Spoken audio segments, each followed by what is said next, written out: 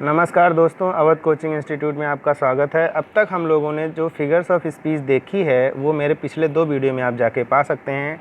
इसमें हम लोग देखते हैं फिगर्स ऑफ स्पीच का अगला हिस्सा जो कि है हाइपरबोल। हाइपरबोल एक ग्रीक वर्ड है जिसका मतलब होता है एक्सेसिव। कोई चीज़ अगर हम बढ़ा चढ़ा के बोलते हैं तो उसको कहा जाता है हाइपरबोल। हाइपरबोल, हाइपर एक अलग है, बोल जो है अपने यहाँ की भाषा होती है, बोली बोलना ना। तो आप ऐसे भी पकड़ सकते हैं कि हाइपर मतलब कोई चीज़ बढ़ा चढ़ा के और बोलना। जैसे हम लोगों का बीपी क्या होता है, हाई हो जाता है, हाई से हाइपर हो गया है, ठीक है। तो हाइपर बोल आसानी से आप इसको समझ सकते हैं। हाइपर बोल में क्या होता है कि हम लोग कोई चीज़ बहुत बढ़ा चढ़ा के बोलते हैं। जैसे कभी कभी चर्चा होती है ना, तो अरे मैं एक समय इतना तेज़ दौड़ता था कि पूरे मोहल्ले में मुझे कोई नहीं पकड़ पाता था। चलिए तो ठीक है, तो थोड़ा कम बोला गया, हो सकता है आप इतना तेज़ दौड़ते हो। लेकिन अगर ये कहा जाए पूरे हिंदुस्तान में मुझे कोई नहीं पकड़ पाता था, तब तो ये क्या हो जाएगा, ये बढ़ा चढ़ा के बोलना हो गया ना। मेरे पास इतना पैसा है कि बैंक वाले रखने से मना कर देते हैं। ये भी एक तरह का क्या है, हाइपर बोल है ना। तो इस तरह से हम हाइपर बोल को समझते हैं कि जब हम कोई चीज़ बहुत बढ़ा चढ़ा के, एक्सट्रीम एग्जेजरेशन, यहाँ पे आप देखिए एक वर्ड यूज हुआ है एक्सट्रीम एग्जेजरेशन, यानी कोई चीज़ बढ़ा चढ़ा के नहीं, बहुत बढ़ा चढ़ा के। आप जितना बढ़ा चढ़ा के बोल सकते हो उतना आप बढ़ा चढ़ा के बोलो, कोई आपको रोकने वाला नहीं है। तो हाइपरबोल ये हो गया भाई साहब।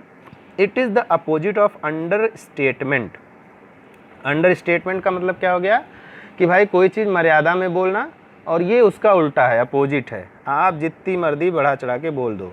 You can find examples of hyperbole in literature and everyday speech.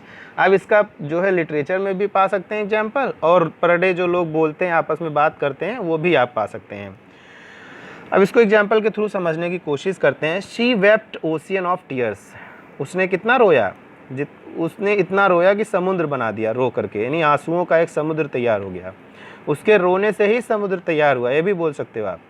Reverse of blood flows in battle field, यानी कि एक जब युद्ध का मैदान है वहाँ पे नदी बह गई खूनों की, ठीक है, खून की नदी बह गई। All the perfumes of Arabia, यानी कि इनका हाथ इतना ज़्यादा स्मेल इसके इनके हाथ की ख़राब है, या इन्होंने ऐसा गंदा काम किया है कि पूरा परफ्यूम अरब का उठा करके लाके इनके हाथ पे उड़ेल दिया जाए, फिर भी इनका हाथ स्वीट नहीं हो सकता।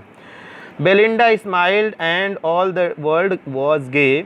बेलिंडा मुस्कुराई और ऐसा लगा जैसे सारी दुनिया मुस्कुरा दी। देख रहे हैं, तो उसकी मुस्कुरान में ही ऐसी खास बात है। तो इसी को कहा जाता है हाइपरबोल। एक बार आपने हाइपर कर दिया, कोई चीज़ बोल दिया हाइपर करके, तो वो हाइपरबोल हो गया, फिगर ऑफ स्पीच। इसको आप आसानी से पहचान सकते हैं। जब भी आपको लगे कि ये बढ़ा चढ़ा के बोला जा रहा है, आप तुरंत पहचान सकते हैं। अगला फिगर ऑफ स्पीच है हमारा ओनोमैटोपी। आप देखिए, इसको कुछ लोग ओनोमैटोपिया भी बोलते हैं, ऐसा नहीं है। इसका हमने प्रोनाउंस यहाँ पे लिख दिया हुआ, ओनोमैटोपी। इसको हम इस तरह से डिफाइन करते हैं कि जैसे जब कोई भी वर्ड आप बोलें, जैसे मंदिर की घंटी टन से बजी, तो यहाँ पे जो टन से बजना है ये क्या है, ये आप बता रहे हैं कि ऐसा नहीं कि किसी ने मंदिर की घंटी नहीं सुनी, लेकिन आप उसमें साउंड क्रिएट कर रहे हैं, अपनी राइटिंग में, अपनी लाइन में, सेंटेंस जो लिख रहे हैं उसमें आप आवाज़ क्रिएट कर रहे हैं, तो उसको कहा जाता है ओनोमैटोपी। आप समझ लीजिएगा इस चीज़ को। इसी तरह जैसे नदी बह रही है कल कल कल कल ना, पानी गिर रहा है तल तल तल तल, हाँ, बरसात हो रही है पट पट पट पट, मतलब इस तरह से आदमी एक साउंड जो निकाल देता है ना अपने से, कि इस तरह का एक साउंड उन्हें सुनाई दिया।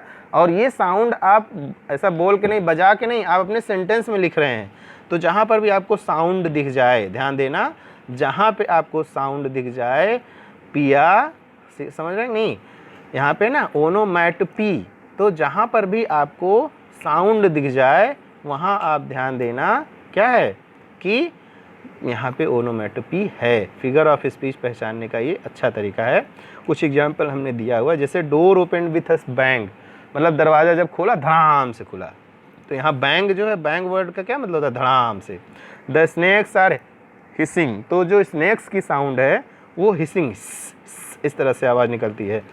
The buzzing bee flew away, buzzing bee मतलब जब मधुमक्खियाँ जा रही होती हैं तो वहाँ से एक बजिंग साउंड निकलता है ना, ऐसे करके।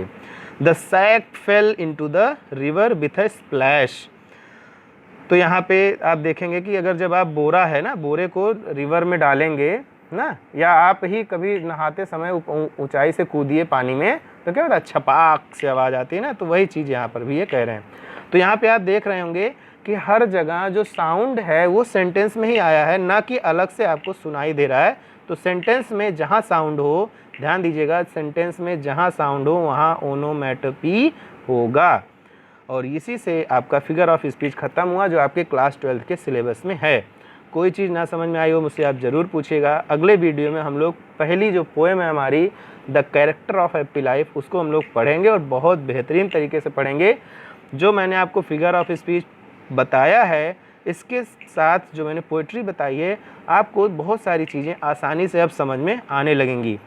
इसके साथ ही साथ मेरा जो ग्रामर वाला वीडियो है वो भी जाता रहता है, आप उसको भी देखिए। मैं A to Z यानी शुरू से मैं वीडियो बना रहा हूँ, आगे आपको बहुत हेल्प मिलेगा। बहुत बहुत धन्यवाद।